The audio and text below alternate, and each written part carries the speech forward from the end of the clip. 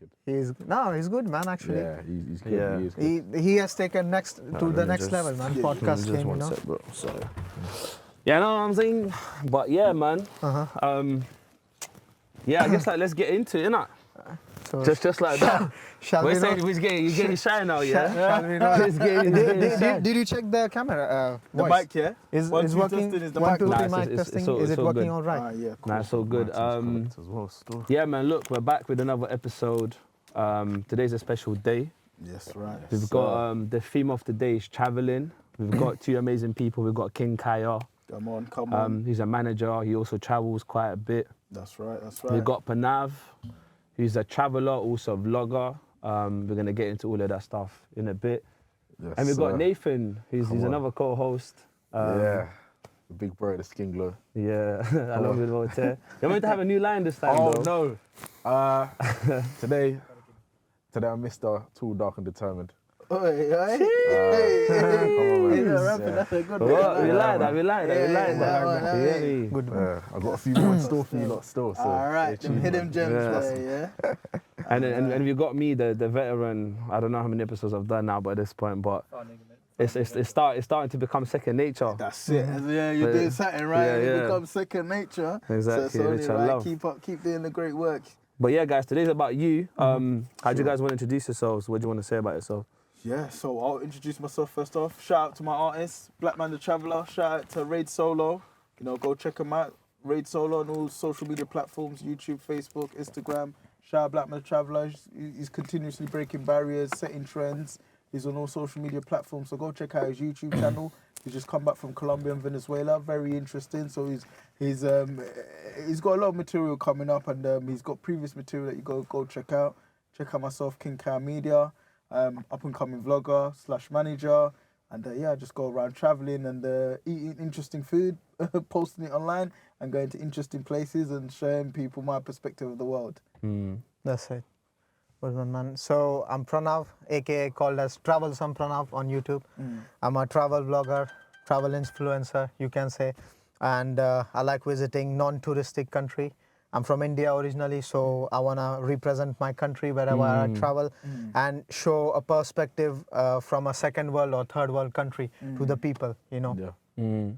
Quick question. How did you meet Black Man the Traveller? How did you guys connect as well? Because I've seen some of his vlogs and you guys traveled together as well. Okay, so the thing is, the time of COVID, there was lockdown. I was new in the country. I moved. I started studying my masters. I was jobless at the time. You know, everything was shut down, so I was doing delivery, bike delivery. Black Man the Traveller, he was doing delivery as well. And he came across, you know, his habit. He likes to keep promoting his thing. And then he gave me his channel, and I binge watch his series, you know, like Vietnam. They were really good, and I was like, man, even I'm planning to start something, because at that moment I was not that confident. You know, I filmed some videos in Piccadilly and stuff like that, edited, but I was too shy or scared to, you know, upload those on YouTube. So yeah, that's how we got introduced. And then one day he decided to start like a hitchhiking journey from London to Newcastle, city in the north of England, for those people who don't know England very well. So our plan was to stay with local people. Hitchhiking, for people who don't know, hitchhiking is like you stand on the road with the board sign, like for example London, you want to go Manchester, you write Manchester, you stand on the road, and just any car who stops for you, you just go with them. You don't pay money or like that, so you end up saving money as well. And it's a different experience. You meet new people, you know, some weird, some good people. And yeah, that's how we started from London, went to Colchester to Ipswich to Norwich to Leicester to Nottingham, Sheffield to Durham, Newcastle. So it took us like 7 days. Wow. And 10 or 12 different cars as well. Imagine that. Different people, yeah. And when you Crazy personalities. crazy personalities, some weirdos, some That's what I was just about to ask you, actually. Sorry to cut you. Was there any Like when you were doing that, Yeah. was there ever any fear of like, I wonder what's gonna happen? Like, Yeah, am I yeah. getting this person's car or whatever. Yeah. So happened. I mean, we felt really safe because all the people who gave us lift, they were really nice people. But one of them was weirdo. You know, he was more into like tantric stuff, veganism and everything. He was talking about veganism. You guys better be vegan and everything like that. His opinions forcing onto his you. thing. And we were taking lift in his car, so we had no choice to just say, oh yeah. And I'm a hardcore meat eater, you know. Like, in the gym, we work out. You need it, man. Like chicken, that protein, man. and vegan is something I don't like promote. But I don't have anything against people who do it. It's their thing. But he was promoting it. Then we got our Instagram as well. And I think that was the Eid night. Okay. So Black Man and me, we were like, he was celebrating, and then we had like chicken kebab, lamb kebab. And what, in the vegan person's house? No. Okay. He dropped us. He dropped us. We're probably wouldn't be No. He would have kicked you out of the car. What are you talking about? He would have said, "Yo, get out, man! About you're gonna bring me to the car. This ain't a part, baby." Come on. Yeah, Love that. so he dropped us to the city. We took a hotel. Then we posted a story with the kebabs and everything. Yeah. And then he was like, oh, you guys are so hypocrite. You said, yeah. Wow, so really like yeah, message you. Yeah, emotional like that. You guys betrayed us. That's a dangerous That's person. dangerous. Please don't kill that's- animals or like that. But that was the only weird experience. And then we ended up in a village, in a very racist village as well. How is that experience going up north? 'Cause the furthest north I've been is to Manchester. After that, it's a blur to me. I've never been further than Manchester, and I'm born and bred in the UK. Okay. So how is that experience being a black person and a brown person in an up north city? Yeah. How is that? Okay, so I'll tell you, because London was the city I entered. You know, I only knew London for 6-7 months. I never traveled outside London. So London was my first impression of UK. So I thought it would be diverse, multicultural. I'll find people speaking every languages. But then the more I went north or in the smaller areas, everything was different. You know, London is lively all the time. I would say everything is open until late night, 9-10. You can get fish and chips, kebabs, everywhere you want. Malls are open. But in those cities, man, I used to reach there 5 or 6 in the evening. Everything is shut. Everything is shut. Life was so slow. Everything is chilled out. And you know, back home where I come from, India, you know, is a hustle bustle. You can fight 24/7 cities, like where I'm from, like Mumbai originally. My city is near to it, but I've stayed there for many years. So everything is open there. Like you want to eat at 2 a.m., 3 a.m. in the night, you'll find restaurants open. You'll find bars open. You'll find many shops and everything. Like still, you see people on the streets all the time. But for me, it was really, really different. Just 1 or 2 shops. So that was my first experience of England, outside London. That's, I would say, real England, you know. Not many people know about it. But met very good people, some of them racist as well. What sort of racist experience did you have? Okay, so I'll tell you, me and Amir, Black Man the Traveler, we were standing on roads. Some people, they were showing us fingers. Just randomly? Yeah, just randomly, you know. They don't want to, they don't want to, that's crazy.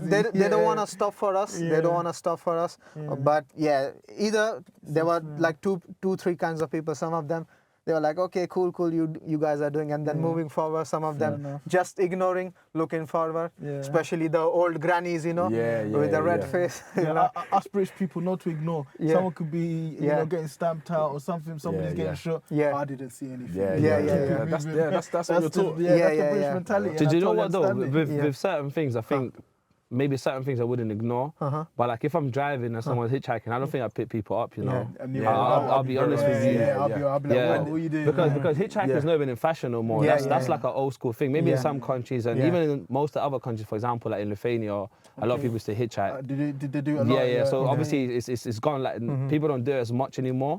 But it's something that's coming out of fashion. I think back in the day, like having transport used to be more difficult. Nowadays, people, nowadays it's cheaper to get a car. People have access to the cars more. There's particular public transport where people can travel cheaper.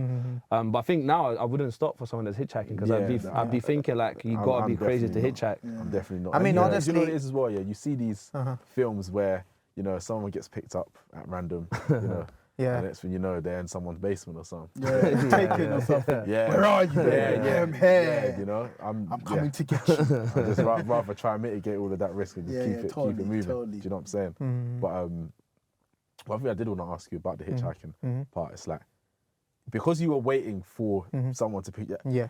like, would you be waiting there for long, or would it depend on like certain places that you're at, or like, how did that work? Okay, so the first thing was figure out the direction, Yeah. you know, which leads to the next city, find that spot. We walked a lot. We had a big backpack of 20, 25 kilos. And then we were walking That's a like for workout, miles, man. miles. workout. And Blackman the Traveler, he was fasting at the time, man. yeah, Big, Ramadan, really, isn't it? really big respect for him, man. You know, yeah. I was starving. I always had some food or like protein bar, something. I was munching, drinking water on my way. And it was cold as well, you know. So I'm not really used to cold back home. Yeah. I'm come from a very humid and hot weather. Yeah. So climate conditions were challenging as well. But it took time, you know, especially in UK. I think I've hitchhiked in Turkey, Morocco, Iran, Iraq, all those countries as well. But I would say hitchhiking in UK was most challenging for me because at least minimum waiting time was 1 hour. 1 hour, 2 hour, 3 hour. That was the minimum waiting time. Yeah. So that's how, you know, people stop. Some of them were really good. We ended up in a random village. And then we were just talking to one of the farmer, tell him about our story. Yeah. We hitchhiked. He said, okay, let's wait for 30 minutes. If nobody gives you lift, I'll come for you.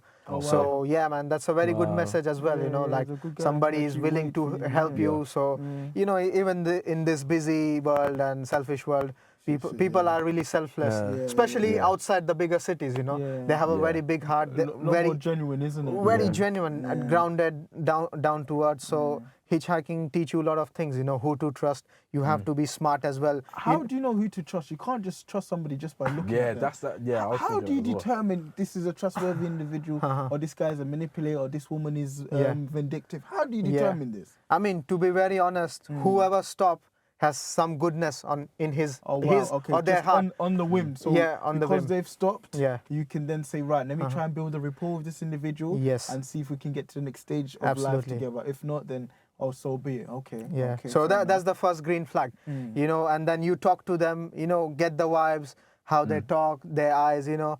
And there's a very famous saying from my favorite movie, Scarface. Maybe you like that. I mean, the eyes never lie. it's the eyes, Chico. You know, Al Pacino's they never lie. shout out that So man, traveling and when you interact with many people in your life, you can just read their eyes, you know, and you can just see the eyes, and you know if they like you or not. They are a kind person or not is the eyes, man. They speak everything. Yeah. Like 90% of the times, you just read the eyes, okay, and just trust it and let things happen. You know, everything goes according to the plan. Then. Yeah, that makes Definitely. so much sense. I've got a question for both of you. Yeah. Yeah. So since you guys travelled quite a bit, what's your for both of you? What's your craziest travel story? Okay. I'll give you one. So basically, me and Black Man the Traveller have come out of a shisha lounge, right? And this is in Uganda, funnily enough. And this is about 2 a.m.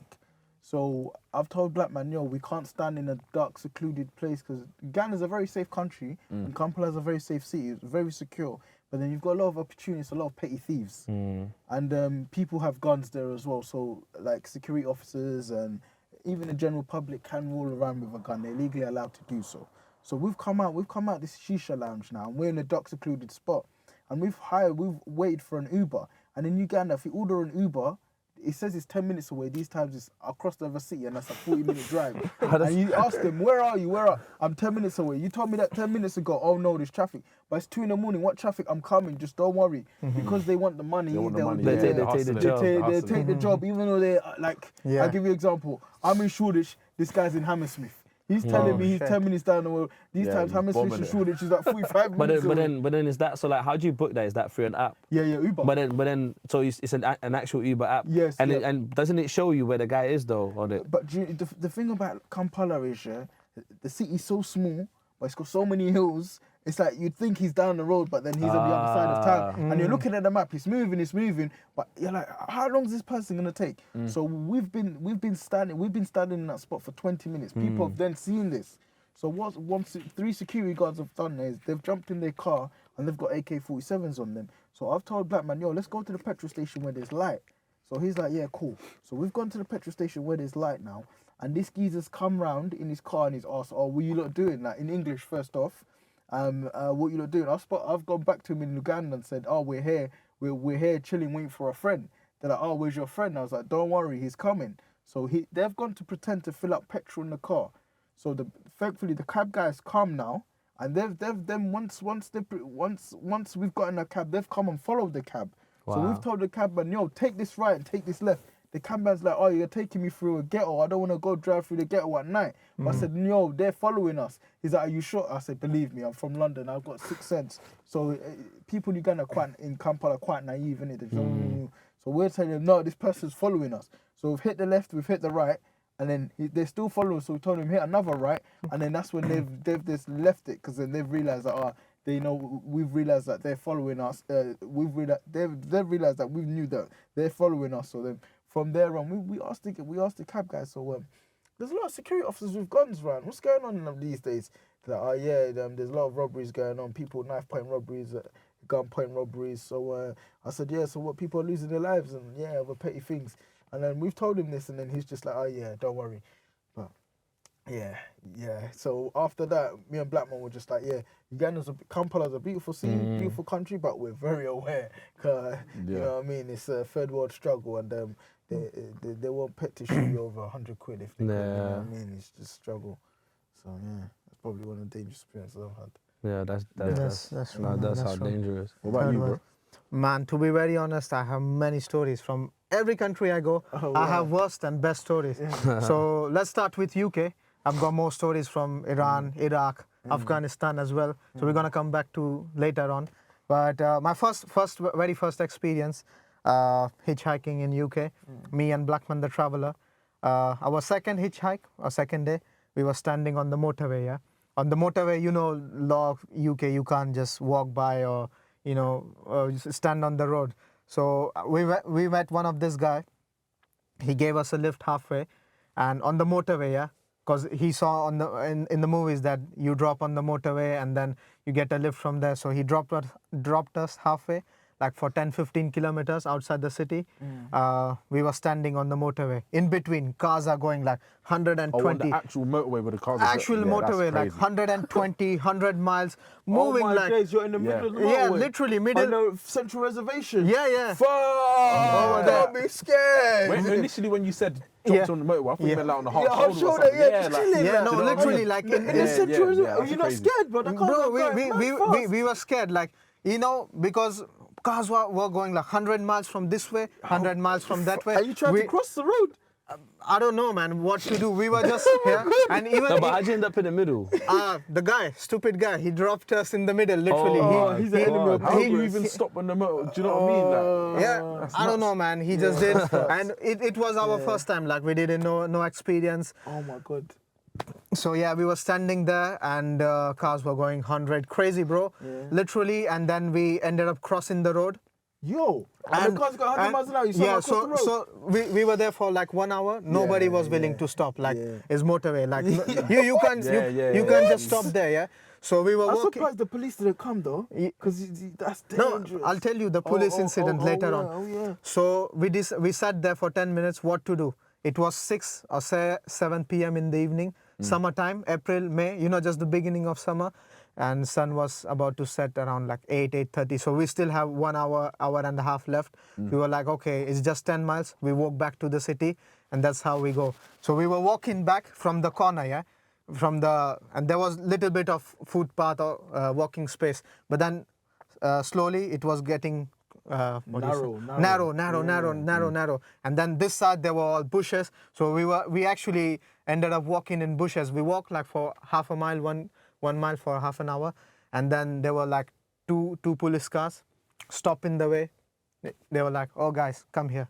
What's going on?" They stopped the motorway, so they basically they stopped like one whole lane. So how long did that take from the time you was in the middle to the point where the police came? How long did that take? Like half an hour, 1 hour. Wow. But it was like a really tough situation Yeah, because that's tough, back home, back home is, even in Yeah, Africa. Uganda, you can cross the road anyhow, but you have to Anyhow. be on point. Yeah. There's no insurance there. I was I'm telling you, there's no insurance Yeah, there. listen, the moment people are rolling with the AK, It's a beautiful country, but there's no structure. Everything is whatever the weather. Yeah. So yeah, man, I was new to the country, didn't know any rules. Even Black Panther Traveler, he was not aware about it. But then the police stopped, whole one lane. We jumped in the car. They said, "Come in. We're gonna talk with you." And we stopped at a city, beginning of the city. They're like, "What you guys were doing? Like, it's against the law. There's a fine or something like that." Oh, wow. But then we convinced them like we were doing hitchhiking challenge. This is our YouTube channel. We are genuine travelers. And we're not doing any crime or sort of, and we actually been trapped. Like one of the guy, he dropped us there, and we had no choice. So we kind of got away with that situation, or else I would have never did this podcast. Yeah. So that was one of the first thing. Second day of my travel journey, very first travel journey. So that was a scary experience in UK. We're gonna talk about more in I've got other one countries story soon. in Mexico. Yeah. So I've gone out to Cancun. I went to Cancun, Playa de Carmen, Isla Mujeres. This is the Caribbean coast of Mexico right now, yeah. I'm in Playa de Carmen, and I've spoken to one of the hotel reps, and he's like, I can get you guys a yacht for $200. I said, a yacht for $200 for how long? He said, for 3 hours. So we said, no problem. So what we've done is we've driven down to a place called Cozumel. It's basically Playa de Carmen is on one part of the island, and Cozumel is another part of the island of Playa del Carmen. So it's the Caribbean side. So we've then come from Playa del Carmen, got on the boat to Cozumel, but this is a remote island. Once we've got to the island, I said, brother, so where's my yacht? He said, it's coming in half an hour. So I said, yeah, cool, half an hour. Half an hour's come. I said, brother, where's my yacht? He said, what yacht? I said, I gave you $200. I want my yacht. Like, what are you talking about? Run me back my money. No yacht. He said, if you keep talking like that, you're going to end up in a body bag. I said, what do you mean? He said, this is Mexico. I said, yeah. And then he said, you keep talking like this, you're ending up in a body bag. So I said, you know what? Hold the $200. And I'm just gonna continue walking around, having a good time. I'm gonna get back on the boat to Playa del Carmen. I'll never come here again. After that, I was like, yo, you see Mexico? You have to be aware.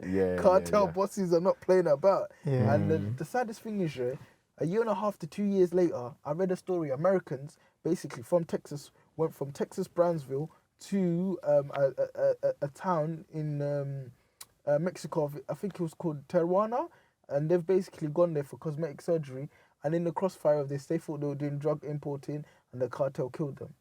Wow. So I'm like, yo, they're not playing about. Yeah, you hear crazy stuff, man. And sometimes, beautiful country, but mad people. As a foreign tourist, it's better to get scammed, I would say. I was like, yo, hold your 200. Do you know what it is, At least if you get scammed, you walk away with your life. Yeah. You've won. Do you know what I mean? Touching on both of you guys' stories, actually. We're not on the actual story, but obviously these stories were obviously of you guys traveling and finding and exploring and so on and so forth. So what was the main thing that you learned from your whole experience of traveling so far? Yeah, if you could whittle it down to like one. Okay, yeah, cool. Number one, always be aware of your surroundings. Right. Number two, always walk with confidence. And number three, always learn 1-2 words, maybe hello, or how are you, or thank you very much, or just even Google Translate, pull out your phone, show interest, and if you can, tip where you can, because these places we're going to, they're not advanced like Britain. They don't have the financial infrastructure. So if you can help people where you can, show a bit of gratitude and understanding, it will get you far. People really recognize genuine energy. So those are the top 3 things I'd say. You know, the walk with confidence one is interesting because that's all about body language as well. And people can read that. Like someone will know straight away if someone's walking a bit like shaky and whatever. Yeah. And also just another on that, because I remember from my experience, if you feel like you're being followed, just cross the road a couple times. Like cross the road once, then twice, and then if the person's still crossing the road with you, then you know you're getting followed. Yeah. Trust me, that's a good way. That's a very good one. I've tried and tested that one still.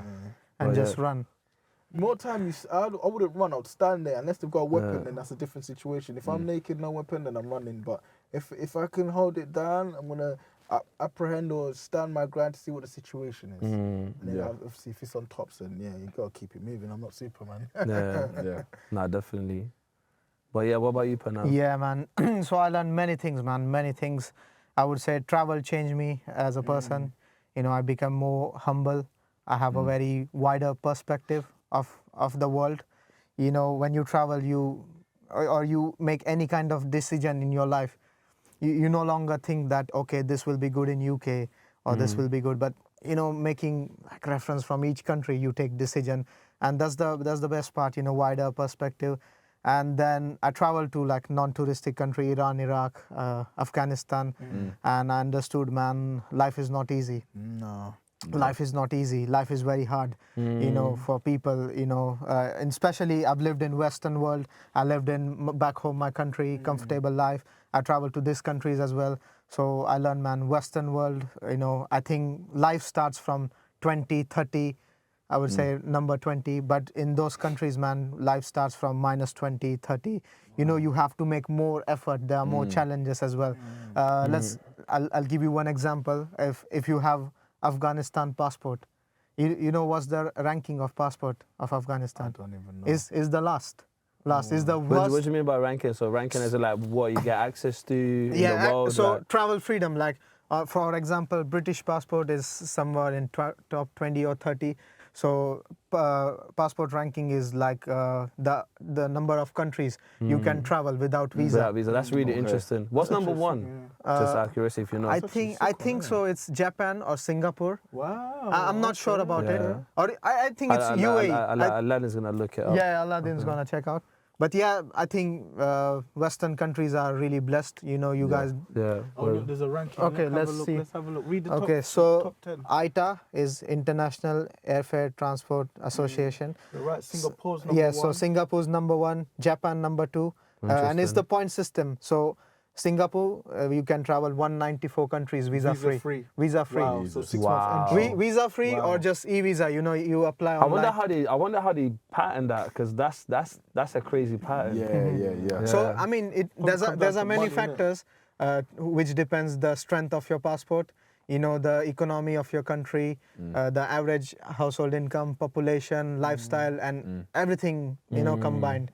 And of course, you know, Western countries have, you know, higher lifestyle and, you know, the influence over all the countries. So doesn't matter. Like, Where is the UK ranked? okay, let's see UK. Number 1, Singapore. Number 2, Japan, Germany, Italy, South Korea. Italy, wow. Yeah, I wasn't expecting that. Surprising. Not over England.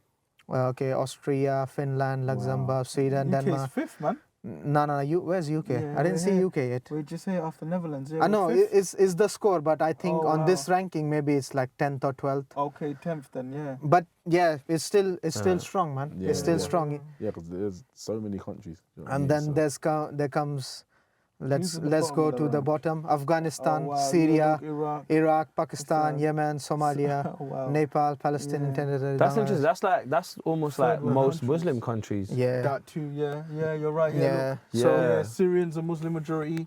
Syria's a Muslim majority. Iraq, Muslim, Pakistan, Yemen. Yeah, you're right. Yeah, Yeah, that's Nepal. Even Palestine. Wow, free Palestine. Bangladesh, Sri Lanka. Bangladesh, yeah, Muslim majority. Sri Lanka. No, North Korea. Wow. Yeah.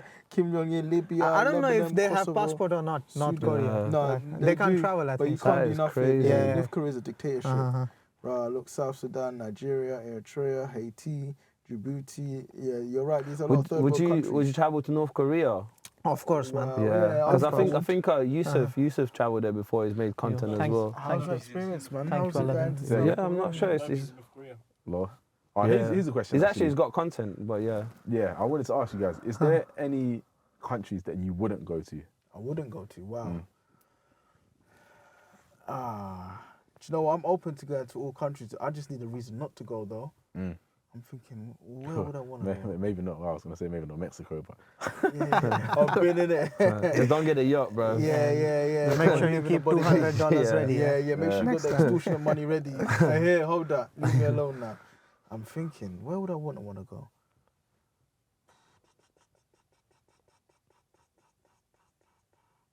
Oh, that's actually a pressurizing one, you know. There might not be any country that you Yeah, there wouldn't might wanna not go be to. any. Probably Yeah. anywhere that's war torn at the moment. I wouldn't want to go Ukraine or maybe even Russia at the moment because they're really getting active over there. Probably no war torn countries at the moment for me. yeah. What about you, bro? Nah, man, I want to You go wanna go every everywhere? country. I The- literally knew you were gonna say that as well. Yeah, every country. The only country I can't go on my Indian nationality is Pakistan. But that's the only like politics though, there innit? is the politics, but that's the only country I can't go technically. But if I have a chance, I'll go definitely. Yeah. So there's no country, man. I want to explore all 196, 97 countries.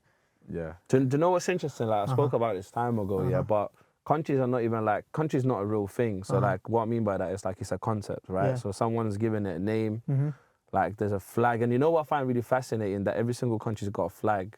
So clearly someone came up with a system that everyone needs to have a flag because that became a universal thing. Colonialism, innit? Yeah. Imperialism. And the thing is like, so there's the land within, there's the actual land, that's the physical thing, the people that live there. But a country in itself is a concept. Like someone said, yeah, we're gonna call this place America. Yeah. And then that's a name. And it's really interesting because it's like it's kind of like it separates people a little bit. Divide and conquer. Yeah. From that's this country, literally- yeah, that's this literally what it country, is, yeah. cool, we're going to go to war. I'm American, he's Mexican, we got border issues Yeah. because he's taking my land or she's taking my land. Okay, we can't like each other. Yeah. Yeah. Well, but that's the thing. But what I realized about the concepts, right? So the reason this concept is useful, and this is not like a conspiracy theory or anything like that, is because people can benefit from it. Oh, wow. I didn't look at it like that. But you know what I was thinking about? For some people to be rich, other people need to be poor. Yeah. Because you can't be rich if some people are not poor. Yeah, of course. Because then if everyone's rich and no one's poor, Then who's and gonna explain it? then how can someone be Yeah. rich? Yeah. So it's an interesting thing, man. And a lot of the concepts of the countries, like some countries are richer than our countries, and our countries are poor. But they're poor because the rich countries. Think of it like, look at the UK now. Yeah? The UK had the largest empire in 1930. So we're talking, they had the length of breadth of Africa, they had the length of breadth of Asia. Just British Raj on its own. And the British Raj consisted of India, Pakistan, Sri Lanka, and Bangladesh. On its own, that continent on its own was the bread butter of the United Kingdom that we have now. Once they partitioned that country and they made an Indian state, they made a Pakistani state, and then obviously Bangladesh got independence through the assistance of India when they went to war. But then you're looking at it, how did British make its wealth? Through colonization, through the slave trade. So through exploiting people. Divide and rule. They made someone else Divide and poor rule. to become rich. To become rich. Yeah. And now it's hit full circle whereby Britain's multicultural because of they basically left these shores to do a crusade and just raid every country for its resources. Now you see the geopolitics that's going on in the world, like the Palestinian-Israeli issue. That was started off by the Brits. And then you've got the Ukraine-Russia issue. That started off by the West because Ukraine was actually part of Russia at one point. Certain parts of Ukraine speak Russian. So it's crazy how the world is. But yeah, you're right. Yeah. In order for some people to be rich, other people need to be poor. Do you know what I want to touch on real quick before I ask the next question as well? So you spoke about the West. You said like we're kind of blessed to be living in the West and having access to all this stuff. Because a lot of people demonize West, and that's I wanted to see how you guys feel about it. Because personally, like I'm not saying that this is the right way of living or there is no right way of living. It's just a way of living. But we are quite blessed to have access to like all these different like creations from institutions, things that work. Like there's so many good things that's come out the Western society. And there might be some bad things too, but. I just think we've got too much freedoms. Because now, look, kids are being taught about they can be two different genders. Yeah, it's wild. And the other day I was at work, they took me on a training course and they told me there's 20 genders. I'm at work, so I was just being politically correct. I just took it on board, but I was very confused. For the 2 hours I did that session whereby they were telling me there's 20 genders, I was very confused. When I was growing up, all I knew was there's a man, there's a woman. Literally, yeah. And in order for the world to continue, you procreate, and that's it being. I didn't really understand the concept of 20 ideologies in regards to genders. Even the fact of same-sex marriages, I never really understood that. Obviously, it's there, these things happen, so be it. They live their way, they live their way. But now, women dressing as men dressing as women, transgender, this, women identify as men identify as women. It's just messing my head up. I don't understand it. Yeah. Yeah, but I think so the interesting part is like, so whether like, because sometimes I feel like whether we agree with it or not, it's going to happen regardless. Right. And it feels like it's just the world is changing, and it's one of those things where like, and I'm not saying everyone can do whatever they want, but it's like we're ever changing with it. Yeah. or like we're just gonna be those people that's gonna sit there and complain about it all the time. True. Yeah. It's an interesting thing, man. Like I'm getting to the point now where like I'm embracing it, but in a way, not in an ignorant way, but I don't actually like. And I mean this in an empowering way. I don't actually care. Like people can do what they want. Yeah, it's what it is, isn't it? Yeah, it just is do what you're it is. doing, I don't I'm actually, here, and I try that's not to it. pay too much attention to words Yeah, because there's no point like being frustrated. Yeah, it and doesn't it's make also sense, it's I understand. So for me, it might not make sense to me, or it's something that I don't understand. But the person that's going through it, it makes sense to them. So if it makes sense to them, it's cool. Like whatever makes them happy. Yeah, Okay, definitely. let me give you an example. Like, I would say there's a 400-meter race, you know, like a sprinting race. So if you are a Westerner, your starting point is at 200 meter. But if you come from second world, third world country, your starting point is from actually zero, you know. So you actually have to reach Western position, 200 meters, and then your life starts. You are equal. But you know what's interesting about that, just using your metaphor, people that start from zero, they have more potential to grow.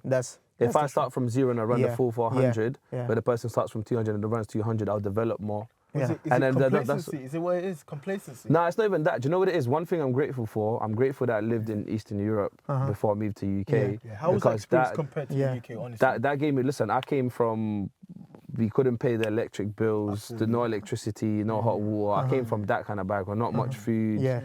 So I came to this country. Every day was a hustle, a struggle. Yeah, I was grateful, man. I was grateful. I was so grateful. Till this day, like I'm in a situation sometimes where people complain about food, and I'm gonna eat that food because where I come from, to even have that food is a blessing in the first place. But there's certain things where like I'm so happy I got to experience certain things or certain struggles because actually starting from that zero gave me that potential to develop more and understand more. It's the hunger. You know, it's the hunger. I was just about to say that as appreciate well. things, you know. You appreciate things and then you keep on moving. That's the thing. I think as well, like when you're not, like for yourself, obviously, like where you weren't born here and you obviously came, and so you were able to see both sides of it. For someone that like myself, I was born here. That's why I think it's so essential to travel, and I'm sure you guys agree because it's like if you don't travel, you don't get to see other sides of the world where it's like these people are like what someone next to me will complain about. These people will kill for that. Do you see what I'm saying? So if you're not born like elsewhere, it's essential to travel and see what's actually going on. You know, because like you said earlier, like it makes you more. Expands the mind. Exactly. It makes you more compassionate and more understanding. It's like a wide angle lens, you know. You see, your camera is like this much. You watch. You put wide angle lens. High perspective. In a super view. In a very philosophical way. So I get philosophical a lot of the times. Actually, what happens with traveling is you get to discover another part of yourself. You get to connect with something else because you know the environment is what is the reflection of what we see as well. It shapes you, doesn't it? Yeah. So when I travel, I go to particular countries, I meet particular people.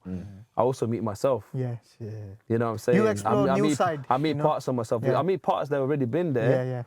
They just haven't been drawn out because of the surroundings I'm in. You know, and it's a beautiful way. I live by this thing of like the more I learn about the world.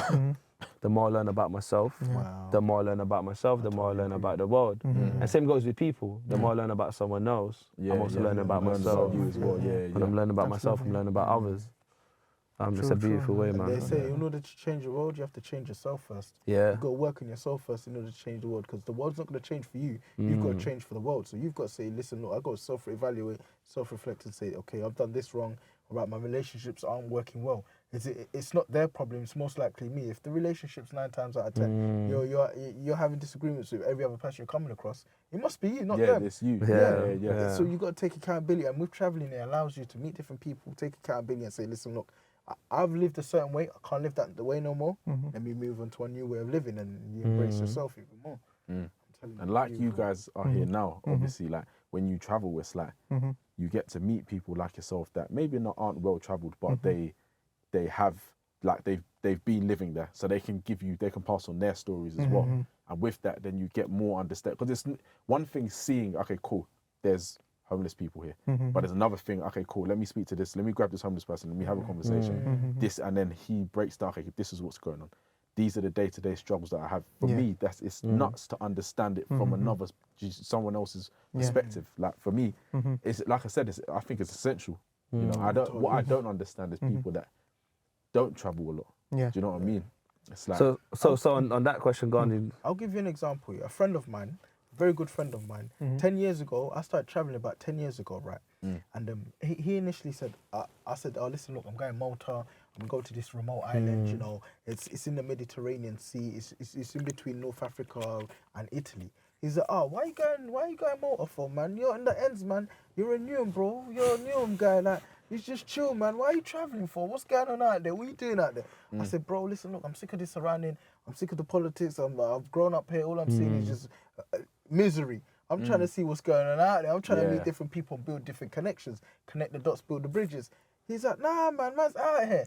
Cool. I've come back from a holiday, and we were neighbours at the time. And then I would go knock on his door, like, yo, I just come back from a holiday. Look, I went jet skiing. I had a cod bite. I took a car rental and that. Then he's like, oh, right, this travelling thing's all right. So what he did is 2 years later, he booked his own ticket and he went to Paris for the first time. And then he was like, right, it was nice, you know. Then after that, he started taking his little mini holidays to Turkey and that. And then after 10 years or so, this is 10 years, so this is about a year later. Well, last year he got married. And when he got married, the first thing he said to me, Abdul, thanks for telling me about traveling and getting out there, because before that I was just secluded in the area. I didn't really think there was any point in traveling. Now he travels with his wife, he goes to all these different places, and he's found a new hobby in traveling and just experiencing new things. Before that, he was just stuck in his ways. Oh yeah, I'm out here, I'm in Newham. I'm just like, bro, it's not the way to live. But I'm happy he embraced the traveling and he's taking it to the next level, whereby he's now traveling with his wife and seeing new things. Yeah. And I feel like certain things come with age and that. Definitely. Going back to the thing of like, why don't people do it more? Yeah. So the question is traveling expensive, or people are just lacking discipline? Yeah, definitely the second. Because for me, bro, if you really think about it, if let's say you're earning a certain amount per month, there are certain things that when you break down, because I do this quite often, when you break down your finances of what you're actually spending your money on, you realize that a lot of the things you're spending your money on, like you let's say you go out 10 times a month to go and eat. You could, what's it called? Instead, you could maybe go out 2 times a month. And that money that you save, if you do that over the course of 2-3 months, maybe 4 months or whatever, you end up having some money to go and actually do some traveling. Do you see what I'm saying? So for me, I just think you can travel, you just decide not to because of poor spending habits. That's my personal opinion. Yeah, that's true, man. I agree. Yeah. I also think there's a perspective. Some people don't earn enough to travel due to responsibilities and accountabilities that they have on that end. So I totally understand that if they can't afford to travel, so be it. But there are people that can afford to travel, but they then spend it on the latest clothes, the latest trainers, financing the new cars. That's what I totally disagree on. You've got the latest clothes, the latest cars, the in-season Gucci, Prada, but you can't afford to travel. Now, that's the misconception. That's a bad way of investing your money, because these materials, after a while, become outdated, but traveling never becomes outdated. Because you can always exchange ideas and exchange stories, and you can meet new people abroad, and you never know. You can memories never die. Memories never die. You can't put value on memories. There we are. You hit the nail on the head. So no, I think it depends on the individual's mindset. But I'd say if you can travel twice a year, you should go to 2 different destinations and take in the experience. Because there are like elements of, like, for example, like if someone wants to go to Ghana, like tickets to Ghana are expensive. Just in general. But there are, like, going back to the discipline point. Cool. If direct tickets to Ghana are expensive to fly there directly, then there's cheaper tickets to have a 1 or 2 stops. It might take longer, but then if someone really wants to go there and like they ain't got enough money to go direct, then they can just do the stop thing. Facts. Or even if it's not like, you could do that, or you could even go somewhere like that's just cheaper. Do you know what I mean? And build yourself up. Because for me personally, and you guys might have experienced this as well. But like when I was a bit younger, when I first started traveling, like when I say first started traveling, I mean outside of like Europe. So I went to Vegas, for example. Nice. Right? How was that experience? And wicked. It was wicked. But I went obviously with like a company or whatever, and like I didn't have the money to go. What happens in Vegas stays in Vegas. I'm joking. I'm joking. It's a joke. It's a joke. But yeah, like I went on my last bread basically because it was like for a convention or whatever, and like we all got like this like mansion or whatever, and like we all stayed there, whatever. So a lot of us in one place. It was like evened out or whatever. But like because of that, when I came back and I saw how people were living, because when you go to places like Caesar's Palace, you can see people with bread. Do you know what I mean? When I came back, that inspired me. It's like, all right, cool. I need to work harder so I can travel more and so I can see more of the world. Do you see what I'm saying? So I feel like it only takes the one time. Go to Turkey, go to Greece, go to wherever, and then you build up from there. That's true. Same happened with me in Dubai. You know, I was in Dubai for like 5 days. Have you been Dubai? Like, No. I went earlier this year actually. Okay, but the amount of wealth I saw there is it's extreme. Ridiculous. It's ridiculous. Extreme, man. Like there's Lambo, Ferrari going on the streets like normal cars. The one we see, Toyota Prius in London is like Ferrari, Lamborghinis everywhere. Wow. They live different over there. Luxembourg's similar to that as well. Yeah, Luxembourg. Luxembourg actually is I think it's got the lowest tax rate. It's done on purpose anyway. It's got the lowest tax rate in Europe. So there's a lot of like big banks that set up there. So you see a lot of Porsches and whatever nice cars and all of that stuff. But me, I'm broke. I don't travel anywhere. I ain't got money for that. Allegedly. So he says he's getting somewhere hot. He's getting somewhere hot. Where you actually going? He's So in getting December, somewhere hot. Yeah. it's probably like to another part of the UK. I'm going to Newquay, innit? Like that's the best I can afford. Yeah. Where's Newquay? Where was Newquay. Cool, but you know, actually, on a serious note though, I was joking, but Newquay is really beautiful. Have you guys been to Newquay yet? No, don't just deflect. Don't just No, go cool, in Newquay, December. trust me. Oh my God, listen, I'm telling you, Newquay, summertime, go to Newquay. Yeah, Cornwall's beautiful, It feels cool. Cornwall looks like more like Spain, like it's slightly different to the rest of the UK, not I gonna remember lie when I to was you. really, really young. I So I never don't know know much of it, but Yeah, Cornwall's beautiful, especially Newquay. Newquay's a really nice place to go to. I'd highly recommend that. You can do some surfing down there as well and all of that stuff. So where you going in December? I'm going in December. Yeah, where you going in December, bro? I might go to that young Ghana still. Oh, yeah. That's That's a dirty December, Nah, not even. Nah. Say less. But where's Afro Nation? It's normally in Ghana in December, bro. Well, what time in the month? Because What time of the month? I think just before Christmas, isn't it? Yeah. no, I'm going after Christmas though, from 26. Oh, so you just missed out on it. Yeah, nah, it's cool but either though. way, you still get a Nice, it's gonna be lit. I'm gonna spend my New Year's there. Yeah, come on, Yeah. get some sun. But you know what? I want to go to Uganda as well. Oh, bro, when you're ready. But you know what? But after you told me about the AKs and that, you get me? I'm You're good. You get me? Nah, you'll be good. Believe me. You know what My I'm saying? Italian boy Do you come know- out there. He loved it. So do you know what I'm gonna do when I go there? Yeah, He loved it. I'm even bare shook and that. And I'm not actually shook, but No, I'm good. I'm good. Trust me, I'm just joking. But so in Brazil, what people do? This is a true story. In Brazil, people have two phones. So they have a dummy phone and like a dummy wallet, and then they basically keep another like phone and another wallet. So people that actually lived there and they experienced. Like actually, this is true stories because the project I work for, there's another project in Brazil. So I met people from Brazil. They told me how they lived there and all of that stuff. So when they're getting robbed, they pass the dummy ones. And so they can just be left alone. Okay, that's real. Yeah, When I go it's to Brazil, I'm a gonna make true sure I got story. two fake wallet and a dummy phone. But put something in there, just you know what I'm saying, maybe like £20 or $10 or something, Yeah, just so the guy doesn't come back with a weapon. Just you know what I'm saying. Yeah, that's a very good idea, man. Yeah. You see the Yeah. film City of Gods? I haven't seen I've heard it. of no. I've seen it. Do you know what? I'm gonna go watch it today. It's a man. very good You movie. know what? I was meant to watch it from time ago. What's it about again? So it's a breakdown. Basically, it's kids in a favela. Yeah. And basically, it's kids in a favela. They live in their lifestyle. They then grow older. One of them actually makes it out. The other 5 don't. The other 4 become gangster bosses, and then one by one they get killed off.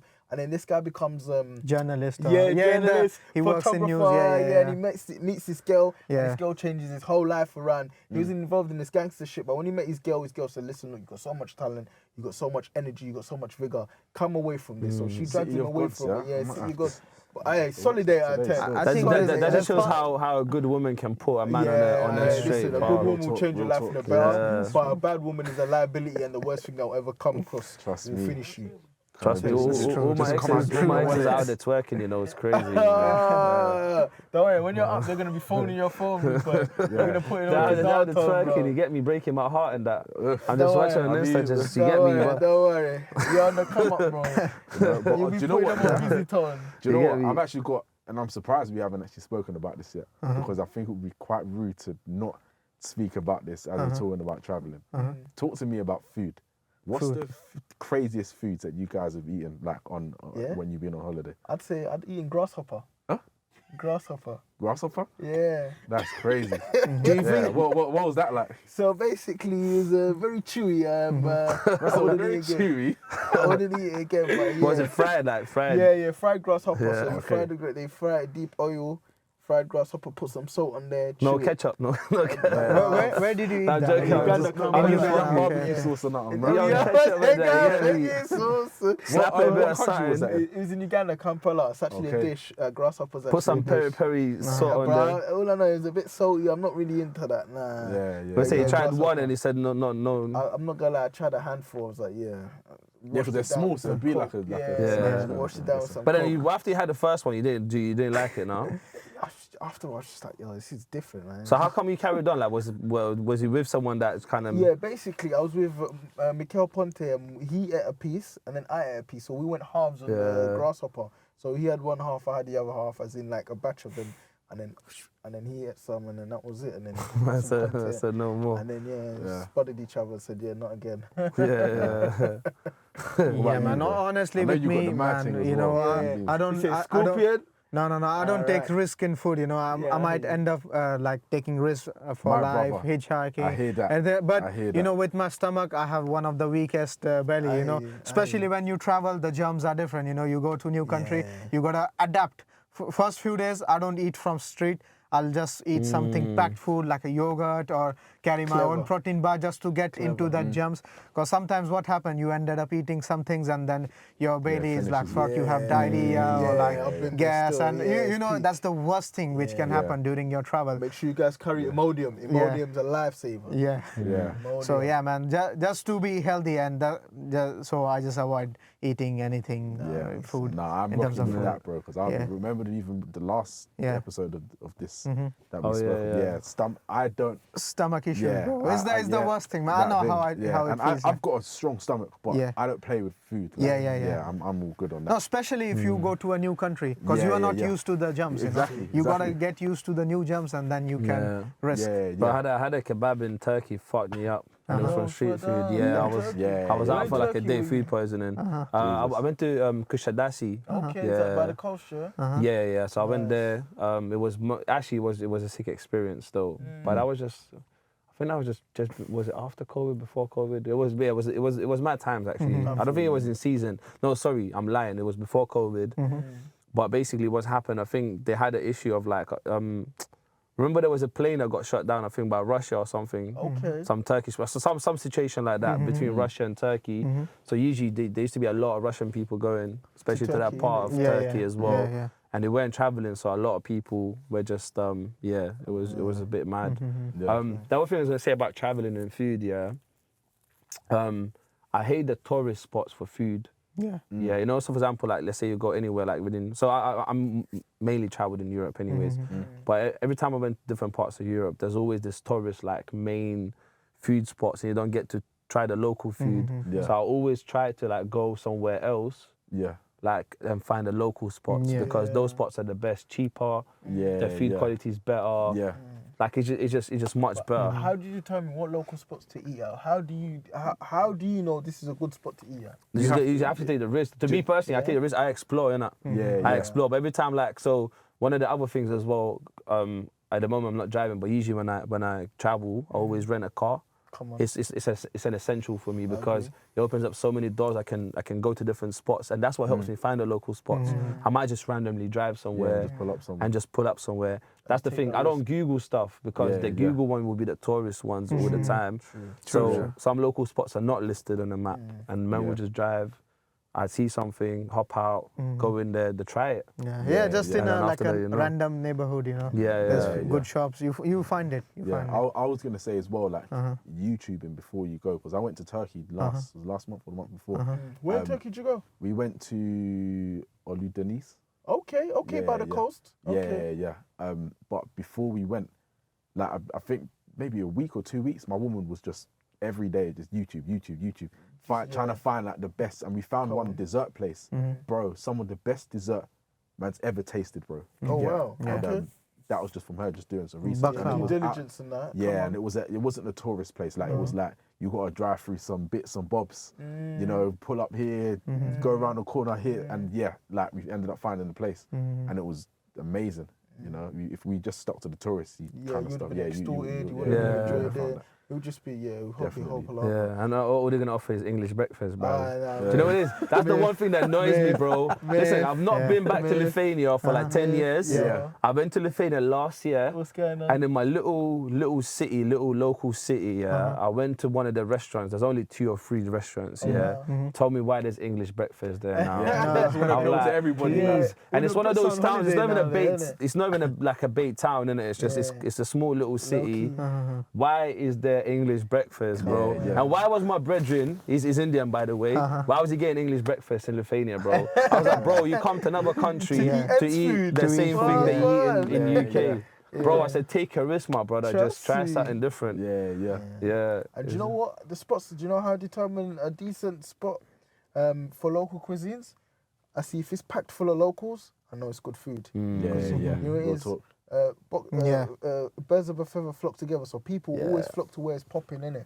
So if you see a spot and it's local cuisine and it's popping, go eat there. Because if the locals are eating there, this must be the green light. Yeah. So if I see like 15 locals eating there, I'm like, yeah, I'm gonna munch there because 15 people ain't gonna be munching in some dead spot now, are they? Less chance of food poisoning as well. you know, 'cause exactly, man. many people is busy Bro, most of the anything time. to avoid food poisoning. Yeah, bro. I'm good. That's my fear. I ain't never had food poisoning before. Oh, wow. Touch wood. I had one of the worst in Yeah, Afghanistan, man. Is it? Worst food poisoning Were you cause throwing up and stuff? huh? Were you throwing up Bro, and I stuff? was shitting like 6 times a day, and I was dead for like two days. Yeah. But that kept me going. You know, in my car, I was Kept you sitting. going, literally kept you going, bro. Yeah, like in my car, I was struggling with my stomach. I felt so weak, and as soon as Taliban checkpoint was there, I was ready in the action. Yeah. So yeah, man, that's the thing which kept me going. Taliban checkpoint. Oh my god. What about That's activities? Are you like when you guys travel? Are you Yeah. big on like doing Yeah. different activities, I'm and that, or are activities, you man. the type of people that you just want to Okay. just chill out? Nah. I'm doing zip lining in the jungle. I went to Mexico. Yeah, I did yeah. zip lining in the jungle. That I'm sounds like, mad. Yo, Yeah. crazy. So I went to a water park called Jorge in Playa del Carmen. What they specialize is in cenote. So cenotes are underground caves filled with water. So I Okay. did that. So I swim down in the cenotes. That was pretty sick. I did zip wiring in the jungle in the Playa del Carmen in the jungle.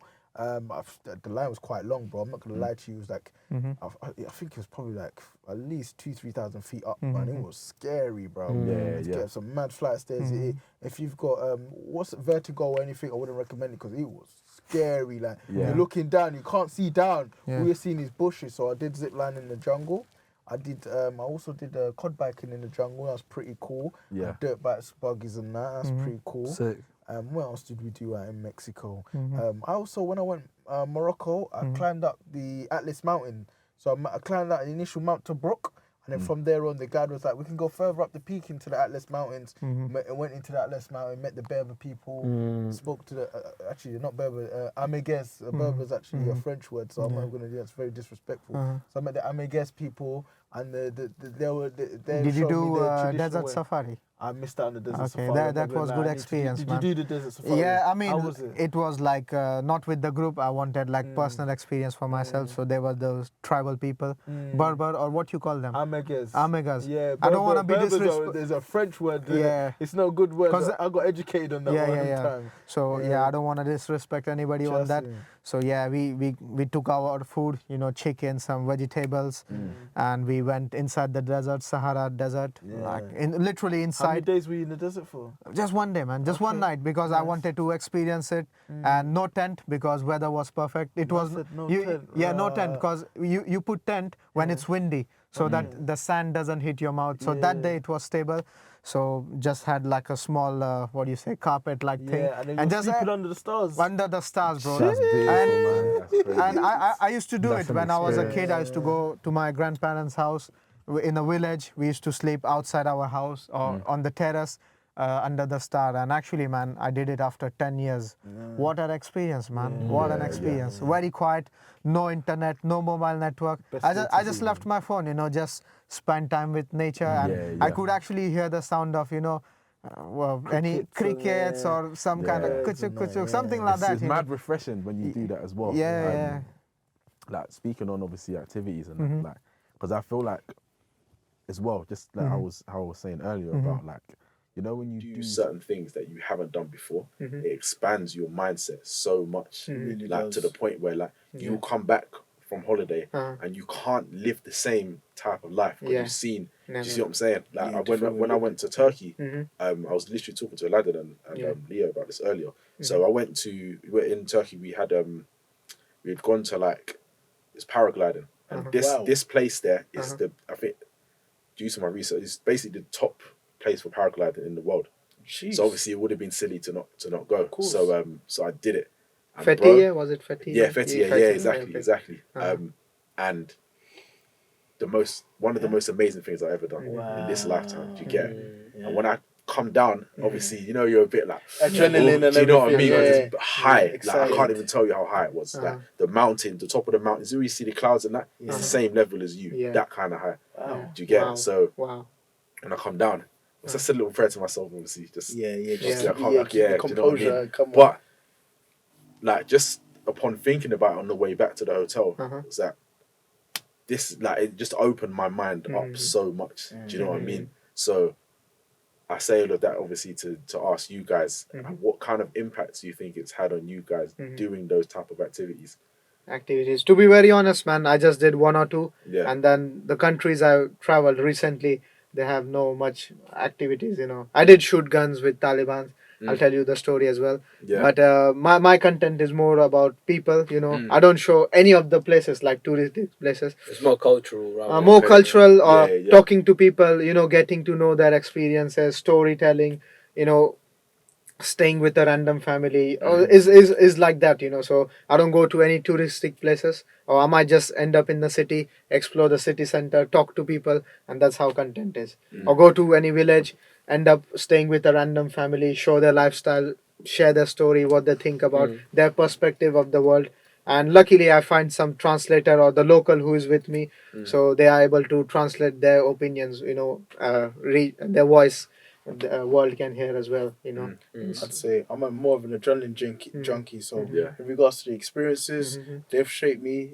They've basically broken the fear factor that I used to have. I was very reserved and more like very cautious and apprehensive. But since doing these activities and getting these different experiences and going to these places in the world, it's made me more outgoing, more confident, and nothing really phases me now. I used to get down over the littlest things, but doing these activities and just meeting different people just changed my perspective threefold. Even going to America, I remember going to a gun range for the first time, shooting my first gun. I'm like, yo, they're telling me, yo, MP9s, AR-15s. I'm like, yo, Glock 9, Glock 14s, MP5s, MP9s. I'm like, yo, just give me the whole set. I had to I went to a place called Lock and Load, learned how to load the bullets into the chamber.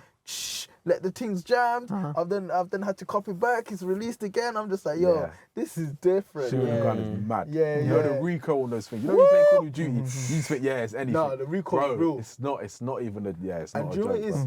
Having a gun is power, but the problem with that power is you can take a life with that. It's a big responsibility, you know. Even when I signed the waiver, they said, listen, look, if you get shot here, it's your responsibility. If you shoot somebody, you're taking accountability. This venue has no accountability, no insurance for you. It's all on you. You sign away, like, virtually your life away. Once they give you that gun and they give you the shows, of course you pay for it and stuff. But mad. Every man loves guns. We were talking before. Talking about guns, cars, and women. Cars and beautiful. That's every man's thing, you know. So Yeah, I'm telling They you. say the best combination.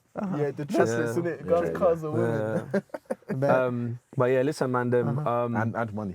You can't. Money's top. Don't forget the I money. mean, man. He's money a buys- money man, so you can't money leave that buys out. all these things, so it's kind of interrelated. That's true. So yeah. That's very true. But Amanda, before we start wrapping up, is there anything else you lot want to share? Just a quick one. I'm heading over to America in about 3 weeks. So check out my YouTube channel, King Kayaa Media. That's King, Kayaa Media, all one word. I'll be sharing my experience as a black Brit in America. I'll be in the dirty South. So the South's known for its very conservative, very, how can we say it, less democratic, and more outlandish behaviors and views. And yeah, I'll also be heading over to North Africa in October, so watch out for that one. That one's not yet confirmed, but once I do head out to North Africa, I'll let you guys know the specifics, and also go check out Black Man the Traveller and check out Raid Solo, up and coming music artist from East London. And yeah, thanks again for Leo, Aladdin, yourselves for having me on your podcast. You know what I'm saying? And shout out Pranav as well for joining me on this. So yeah, man. I mean, are we wrapping up the podcast? Or? Yeah, so I'll have another question after. So I guess this is like the segment where you can promote something or just saying. Okay. So, because I've got some stories from all these countries, like it's gonna take half an hour. Half an hour, man, literally. We might have to do a part 2 then. Yeah. Okay, Might have to do a cool. part 2. So thank you, man, Leo, our mate, and Beyond the Surface podcast. My first podcast, man. Yeah, went come so on. smooth. Felt like we are meeting for the nth number of time. Everything. But thank you, man. Thank you for the experience. Whoever is watching this podcast, check. You can check me out on YouTube, Travelsome Pranav, Instagram, Pranav Karat. And thank you, guys. Thank you for the platform. The link in the bio. But with the traditional closing, Yeah. One of the things that we like to do, we have this one really beautiful, amazing question. And it's like, what's your message to the world? And I guess it goes to both, both of you. So, one each. Yeah, what's your message to the world? What's the message you want to put out there? I'd like to say perseverance, consistency, and determination and grit, man. Just keep persevering on. You know what I'm saying? As they say, pressure makes diamonds. And what you can do is, one knockback isn't the be end or end all. So just keep going, man. We'll talk. I would say, man, get a wider perspective of world. Travel more, be humble, honest always, and go through shit. Whatever happens in life, happens for a reason. You come out as a better person. Negative experience, good experience. Keep hustling, keep moving, and that's life, man. But yeah, on that note, it's been a beautiful episode. Yeah, thanks for being here as well, Nathan. And yeah, like, comment, share, don't subscribe. No, I'm joking, subscribe. Subscribe as well. Show love. Thanks for watching and actually thanks for watching. And what's this one? Washing. No, thanks for washing, innit? Washing. No, thanks for washing, innit? No, people wash. Thanks for washing. Thanks for washing, and tune into the next episode. And shout out Bob Singer as well.